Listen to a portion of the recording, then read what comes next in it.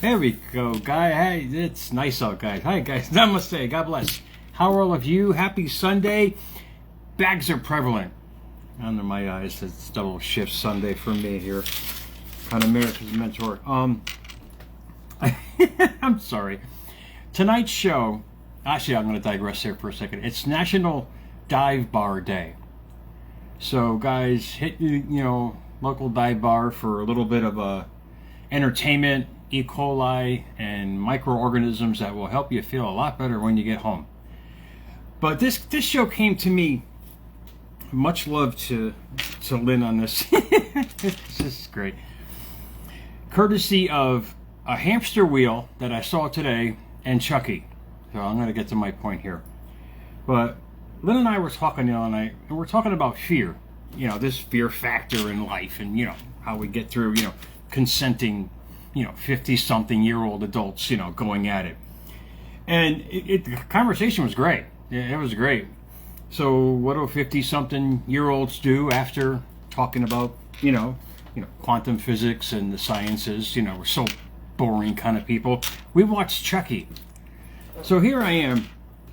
I had never seen this movie before. You got a plastic meatball literally going out there and pissed off and killing people. That's great. That's fine. And he gets mad because he starts getting a heart, man. He starts becoming human. And he starts realizing they have feelings. And he didn't want to change, man. They even roasted him. They turned him into a s'more. He didn't care. He was just a really pissed off plastic dude. And a lot of us kind of follow that same mantra. Don't realize being human is not so bad. It's not. It's not. Because being human is we have control to literally change how we think. And Chucky didn't want to do that. He just wanted to put hammers in people's heads, throw them out windows, have a hot dog and take a nap and go at it after that. But us as humans have this amazing power to literally, we can control fear because our minds can tell the brain to do something different, if that makes any sense. Because the mind we can't see indeed. Science is still trying to figure that out. But the brain is this malleable piece of clay. Not clay, literally, meatball. It's malleable. In other words, whatever you keep telling it, it's going to start creating the neural pathways to direct it. The brain is nothing more than, as Bob Proctor said, an electronic switching station. So what your mind tells it, your brain turns it literally into energy, which changes everything throughout the body, hence your mood. You start bringing in different feelings, and I'm going to get right to the quote box about what's going on in your life and where you've been in life. You literally change how your brain functions, therefore you change how you feel, therefore you change for what you attract. That's called transformation. And out of the quote box tonight, this came to me, and people were talking to me at work, and I'm like, shut up, I gotta write this shit down. I had to make it real quick because I got the mind of a gerbil. I literally forget after like 5 seconds. But I wrote this down, and it's so prevalent to what we were talking about the other night. And here we go. What can stop a new life is the fear of old pain. This is the problem. This is the hand on the stove kind of thing that goes on with us. Our parents, in the 50 age group that I am now, parents let us touch the stove. They go ahead, meatball, it's cold. Help yourself, and you'll figure out life after that. You realize really quickly that you didn't want to touch the stove again. People now totally forget that metaphor in life. They completely keep touching the stove, hence creating the hamster wheel of relationships or money or success or opportunities, either good and or bad, because they're not implanting new thoughts, which is in the quote box, unfamiliar, made to become fresh. They're not cultivating the new thoughts that they need to bring to light to change the structure and how the brain functions. It sounds complex. It's not. It's not. That's why I'm here coming at it in my crazy way, because it's really not. Because if a meatball like me can figure out just by changing my thought, not realizing the plasticity in my brain was actually changing because I was changing the neural pathways where my thinking was going. The switching station just pointed it into a new direction. Hence, this is why you keep implanting new thoughts in your mind every single day.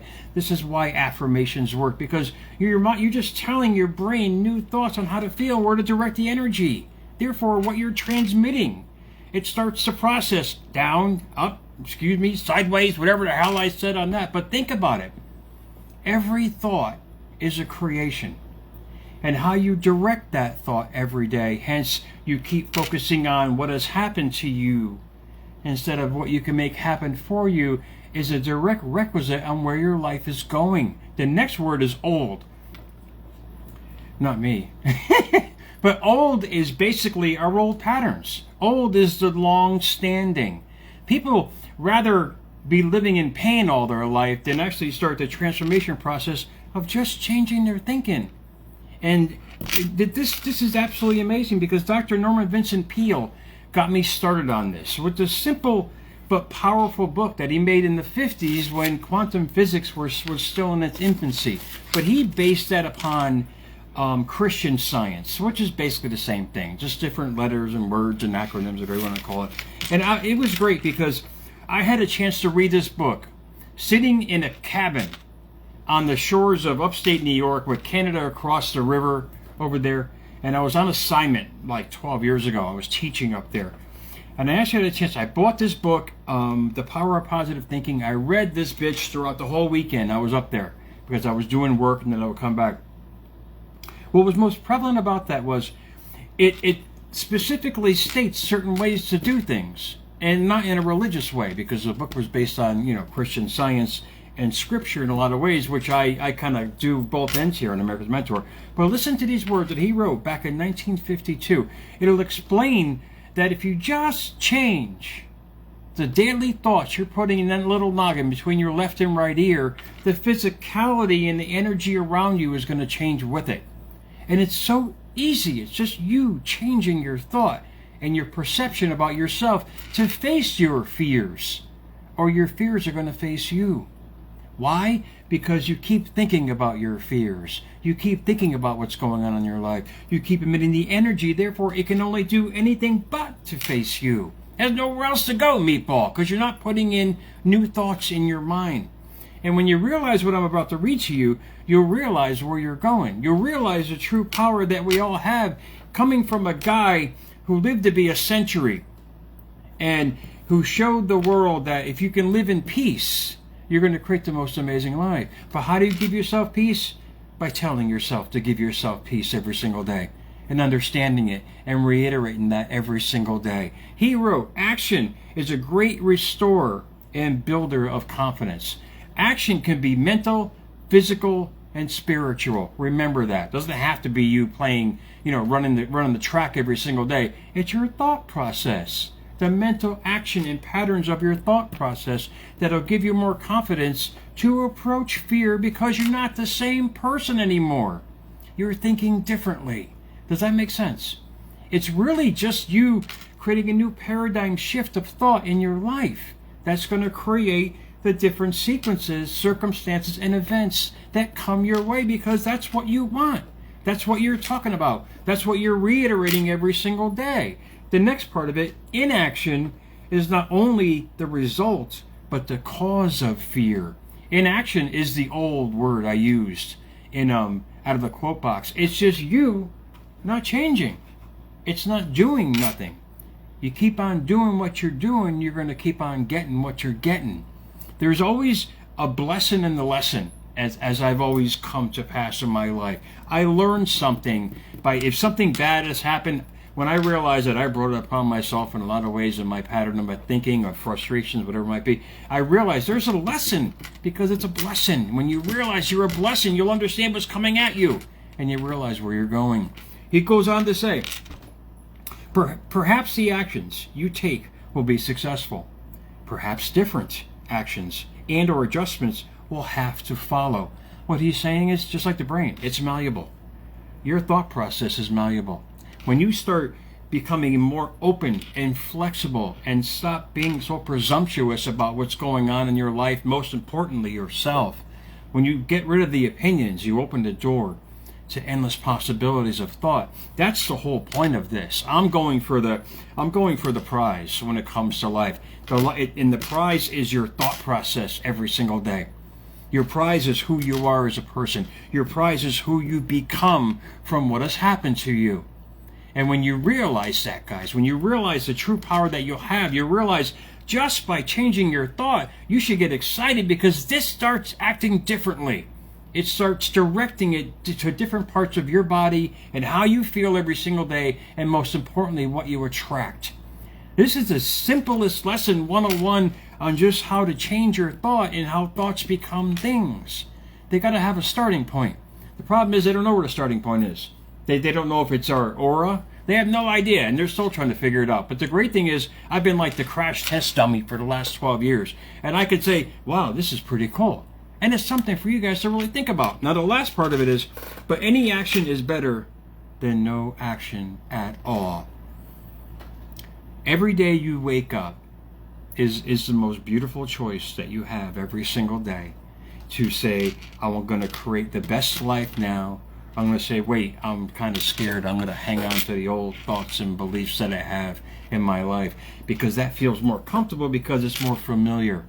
I can tell you right now that when you realize how you're thinking, you'll realize what you're attracting.